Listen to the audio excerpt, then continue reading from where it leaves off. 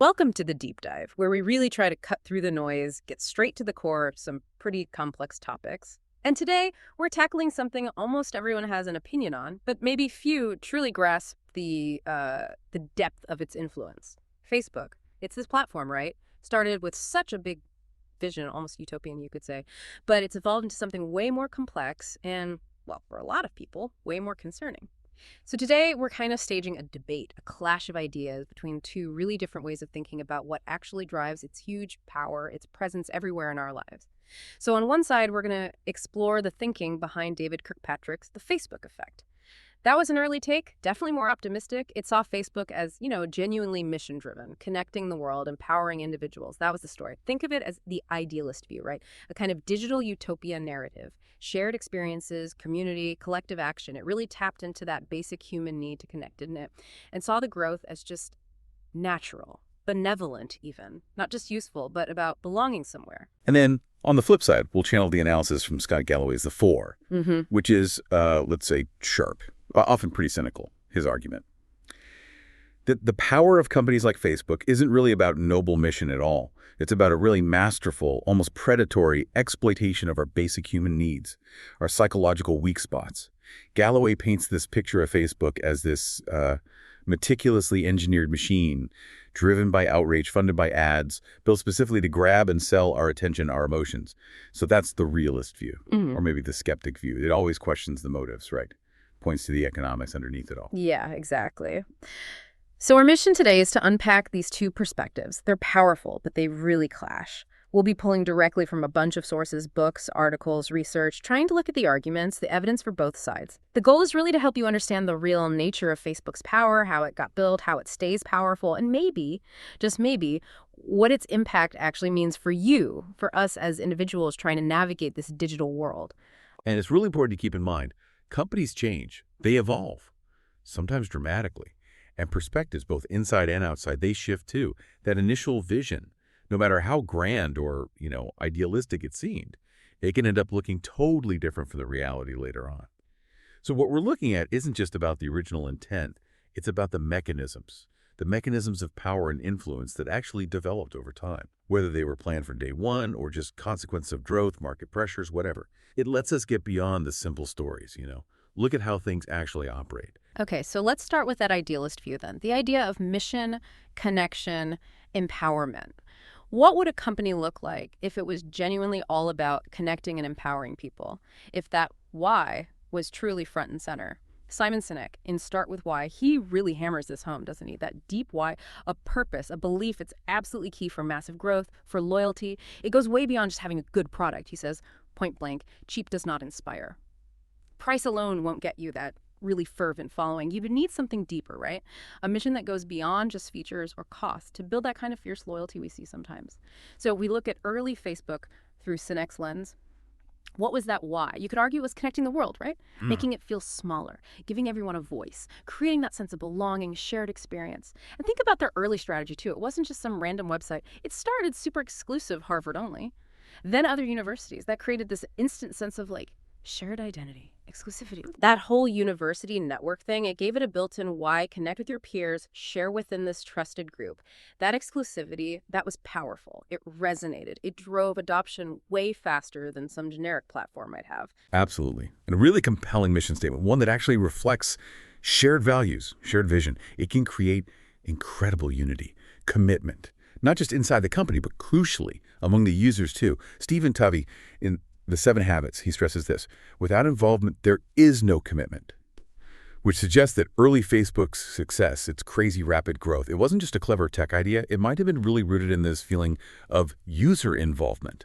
Like users felt they were part of something bigger, a shared goal, not just passive consumers. And Covey makes this great point. He says, there's a huge difference between a mission statement created by everyone involved and one written by a few top executives behind a mahogany wall.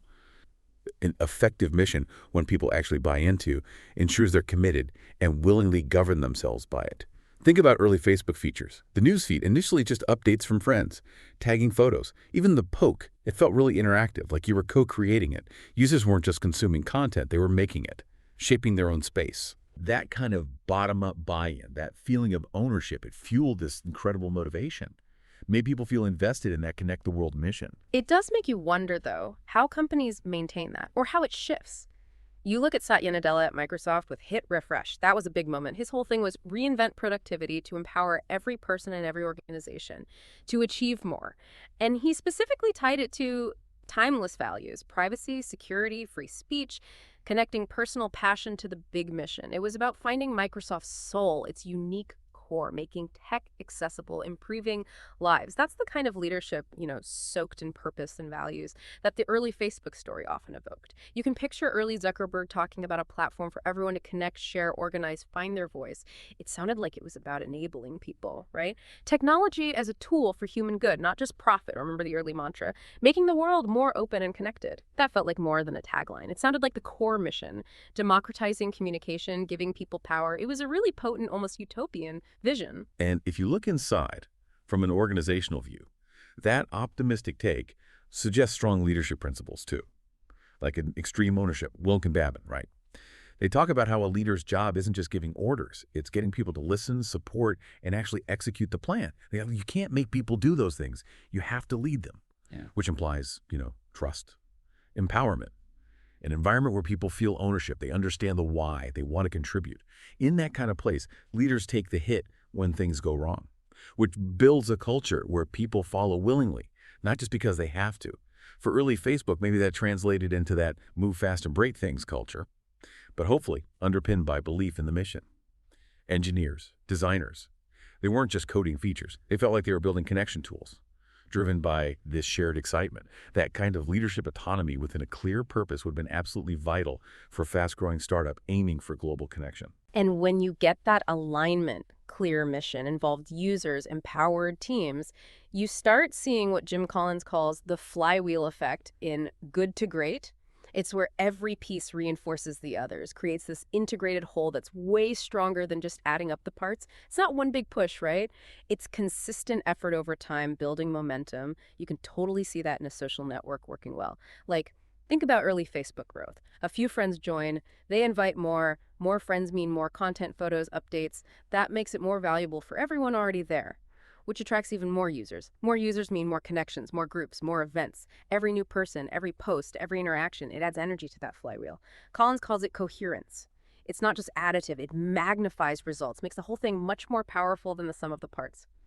Facebook's early explosion felt exactly like that, a self-feeding loop where using it made it better for others, pulling more people in, reinforcing that connection mission, a real virtuous cycle. And fundamentally, that Facebook effect idea, at its core, it celebrates how the platform facilitated connections, made it easier. Pine and Peppers in Do You Want to Keep Your Customers Forever? They nail this insight. Customers want exactly what they want, when, where, and how they want it. And early, Facebook, it offered this amazing new way to connect and share, super personalized. That was exactly what people seemed to crave back then. I mean, before Facebook, trying to keep up with everyone was work. Phone calls, emails. Facebook became this digital town square, a constant reunion, a way to see what friends, family were up to, easily, tailored just for you, creating your profile, sharing thoughts, seeing friends' lives unfold. It was revolutionary. That desire for personalization, for experiences tailored just right, delivered easily. Early social networks nailed that. It created this huge sense of value for users, feeling understood, served, and most of all, connected. It was a really powerful mix. That's a really strong case for the optimistic side, focusing on that genuine human desire for connection. But this is exactly where the skeptical view, Galloway, Zuboff, it comes in with a totally different, almost chilling perspective. If we shift from looking at intent, the why, to looking at the actual mechanisms of how it works, Shoshana Zuboff's The Age of Surveillance Capitalism is just foundational here. She calls Facebook, Google, etc. surveillance intermediaries, which fundamentally changes the relationship, doesn't it? It's not a service we choose anymore. It's more like pervasive extraction. Zuboff says these companies have an extraction imperative. They're driven by this need for economies of scale and surplus supply, which basically means they constantly need more data, more and more about us, often way beyond what's needed for the actual service, our clicks, our likes, our comments, our searches, even how long we look at something. And she says they aggressively, secretly, and unilaterally extract value from our content or interactions. They don't just host it, they mine it. They turn our private experiences into raw material. And that raw material, that behavioral surplus, gets analyzed, predicted, packaged, and sold to advertisers. So the whole thing flips. It's not a fair exchange. It's one-sided appropriation. We become the product, not the customer. And that extraction imperative, it leads to some really disturbing consequences, things we've definitely seen play out. Zuboff points out that the economic pressure makes these surveillance capitalists, as she calls them, very reluctant to remove even the most egregious content. Why? Purely economics. Problematic stuff, misinformation, hate speech, divisive content often gets incredibly high engagement. And engagement is what generates the volume and velocity of surplus, the user activity, the data that fuels their whole business. So taking down that content, even if it's the right thing to do ethically, could actually hurt the bottom line. It might reduce engagement, turn some users off, or crucially, bring in regulators. All bad for the data flow. Zuboff argues this creates a kind of legal bulwark protecting their power, their wealth, their knowledge advantage, a rogue capitalism. Basically, the system itself rewards content that keeps eyes glued, fingers clicking, even if that content is harmful or outrageous. Because engagement equals data, and data equals profit. It's baked into the model. And that connects directly to Scott Galloway's points in the 4. He details how these dominant companies, like Facebook, like Amazon in his examples, create this unique power dynamic. It almost becomes a self-fulfilling prophecy that stifles competition. Galloway says what's good for Amazon is bad for retail. Why? Because Amazon's cost of capital declines while every other retailer's increases. This huge advantage lets them just muscle everyone else out of the game. It's a winner-take-all situation. Massive resources, market position, cheaper money. It creates this overwhelming advantage. And you can absolutely apply that to Facebook and social media. The network effects are huge, right? Everyone's there, so you feel like you have to be there. The data they have gives them unmatched advertising insights. And when a potential threat pops up, like Instagram or WhatsApp, they just buy them, neutralize the competition, absorb their network effects. It's not just organic growth, it's a strategic power grab. Makes it incredibly hard for anyone new to challenge them. Like Galloway might say, it's like playing poker when you have 10 times the chips and they can just buy out anyone who starts winning. Yeah, it's not just being big, is it? It's strategic positioning, deliberately building advantages. Hamilton Helmer in Seven Powers talks about this. He says, for a company to have a lasting strategy, it needs at least one of his 7 powers against every competitor. Powers like network effects, like Facebook's user base, makes it more valuable. Switching costs, how hard it is to leave with all your photos and friends there. Scale economies being big makes things cheaper. The dominant companies, like Facebook, they master these to maintain continuing power. Helmer even has this mantra, a route to continuing power in significant markets. It basically encourages companies to keep layering on different sources of power as they grow. It's not an accident. It suggests real strategic intent to constantly reinforce their dominance, make it harder and harder for anyone else. Facebook has massive network effects, huge switching costs with all our data and connections locked in, and massive scale for ads and infrastructure. These aren't just things that happen. They're actively built and used to lock down their position. And connecting that to the bigger strategy picture, Michael Porter's work on competitive strategy really sheds light on this too. Porter talks about how firms, especially new industries, actively shape industry structure. They define the rules of the game, product policies, marketing, pricing, to get the strongest long-term position.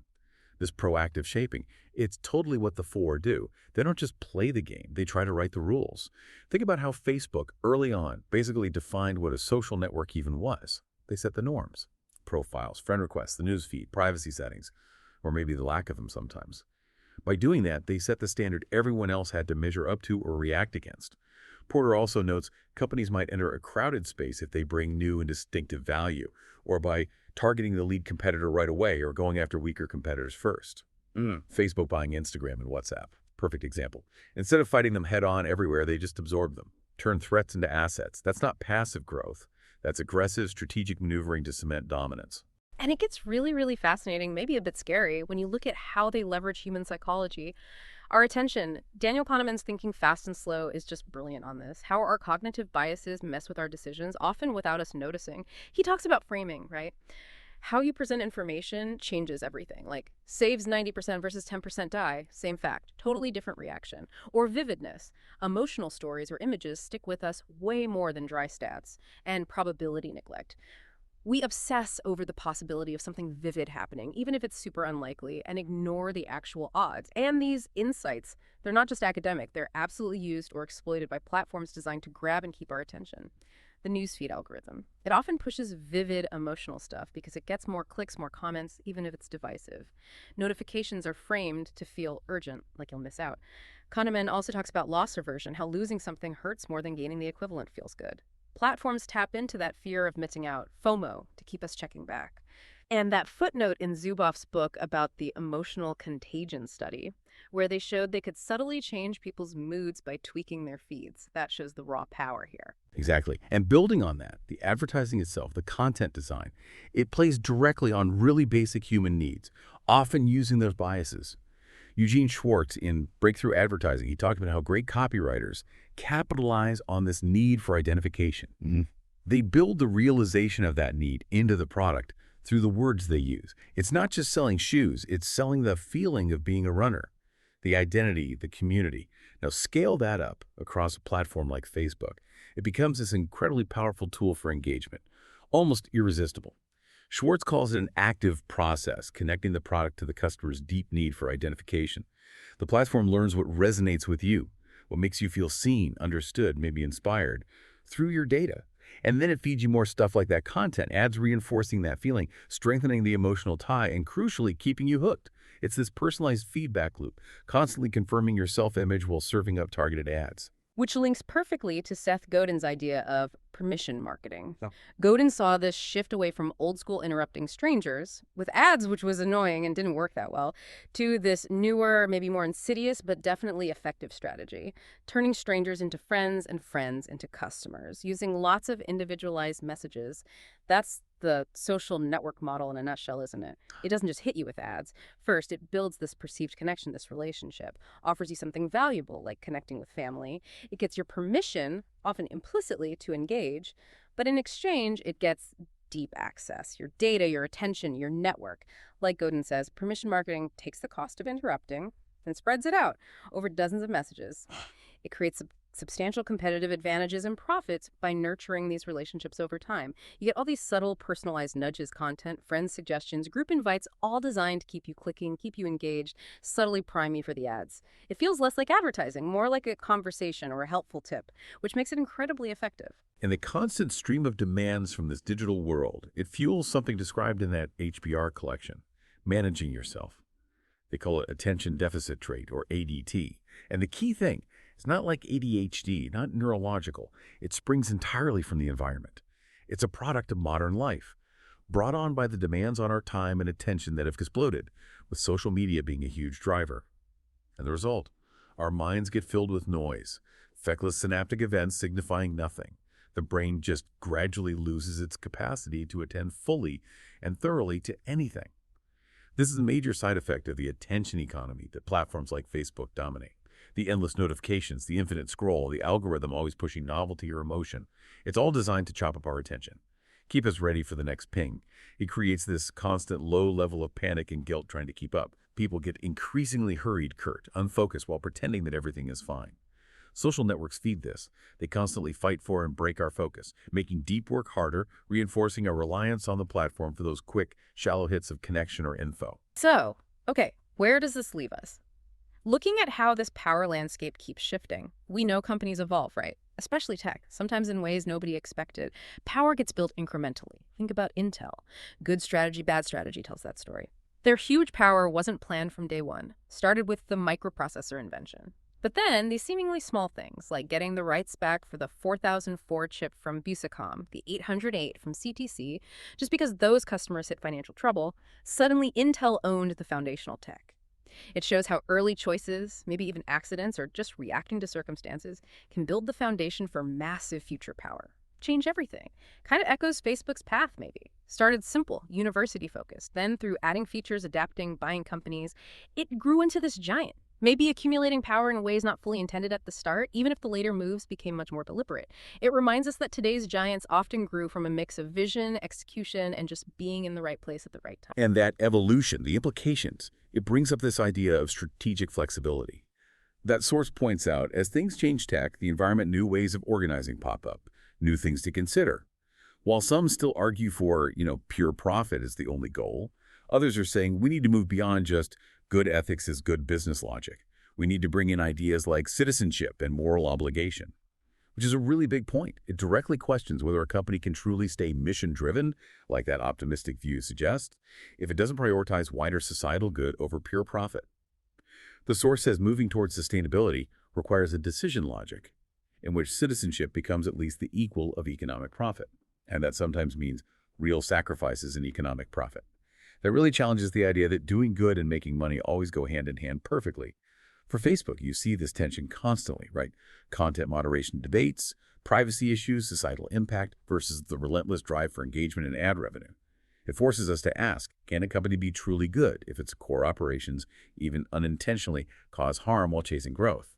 Which brings it right back to us. The individual caught in this network. Peter Thiel, in 0 to 1, he makes this interesting point. Yes, software is eating the world. People worry about tech making humans obsolete. But he argues the most valuable businesses actually empower people, make them better, not redundant. And that really highlights the core tension we've been wrestling with today. Do social networks genuinely empower us, give us voice, connection, community, self-expression? Or do they, through surveillance capitalism and the attention game, mostly just reduce us to data points for profit, making our attention, our personal lives, a resource to be mined? Thiel believes computers are complements for humans, not substitutes. The best companies empower people. And when you look at Facebook, parts of it feel incredibly empowering, don't they? Connecting with distant family, finding support groups, organizing movements. But the underlying mechanics, like the cynical view lays out, might be simultaneously undermining our autonomy, subtly shaping our focus, our behavior, making us dependent while extracting our data. It's that fundamental question, genuine empowerment versus subtle exploitation. That's still right at the heart of understanding Facebook today. So yeah, as we've kind of unpacked, the story of Facebook's power is really complex. It's got threads of idealism, pragmatism, mission, mechanism all tangled up. Is it basically a good idea, a mission to connect that just went off the rails due to scale, market pressures, the profit motive? Or was it, as the cynical view suggests, more like a system designed from early on, maybe implicitly at first, to capitalize on basic human drives, evolving into a machine where extracting value, grabbing attention became the primary goal, more so than pure connection? Looking at the sources, especially when you dig into the mechanisms of growth and operation, they do lean pretty heavily towards showing the deep systemic influence of that latter view, highlighting how the initial promise, however real it felt, might have unintentionally created the conditions for the very systems that cause so much concern now. So we've taken a deep dive today into these really contrasting ways of looking at Facebook's power. We started with that early optimism, the connection, the empowerment, the Facebook effect vision, that clear mission, user involvement, the flywheel idea. And then we shifted to the critical lens of the four: surveillance capitalism, strategic dominance, exploiting our psychology, our attention. It's been quite a journey from that promise of a digital town square to the complex, often hidden workings of what many now see as this, well, outrage-fueled, ad-driven machine. So maybe a final thought to leave you with. Consider this. If a company's massive success hinges on its ability to turn strangers into friends and friends into customers, kind of that permission marketing idea, if that becomes the main engine of its wealth and power, what does that really tell us about the nature of connection in the modern world? And maybe more importantly, who's really benefiting most from it all? Your engagement, your data, your attention, they're definitely valuable, immensely valuable. But it's worth asking, always asking, what or who is defining that value? And maybe what's the real cost?